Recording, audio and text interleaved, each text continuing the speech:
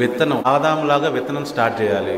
ఆ విత్తనం ద్వారా వచ్చే సంతానము ఆదాము సంతానం లాగా ఉండకూడదు. నేను ఒక కొత్త జాతి స్టార్ట్ చేయాలి. ఆ జాతి ఆదాము సంతానములాగా పాపం చేయకూడదు, అపవాది మాయలో పడకూడదు, పరిశుద్ధంగా జీవించాలి, నీతిగా జీవించాలి అని చెప్పి కొత్త విత్తనాన్ని ఇచ్చాడు. ఆయనే యేసు ప్రభు వారు.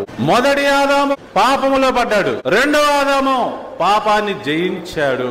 నీవు నేను యేసు క్రీస్తు అనే రెండో ఆదాము ద్వారా కొత్త సంతానం అవుతున్నాము. వాగ్దానం ప్రకారం అబ్రహాము సంతానం అవుతున్నాము. ఈ లోకములో ఉన్న వారందరూ ఇంకా ఆదాము సంతానమే. యేసు ప్రభు వారి శుభవార్త ఏంటి? మీరు ఇప్పుడు ఆదాము సంతానము నుండి రెండవ ఆదాము సంతానమయ్యే అవకాశం వచ్చింది. మీరు వేరే రాజ్యములోకి అంటే దేవుని రాజ్యములోకి చేరడం వలన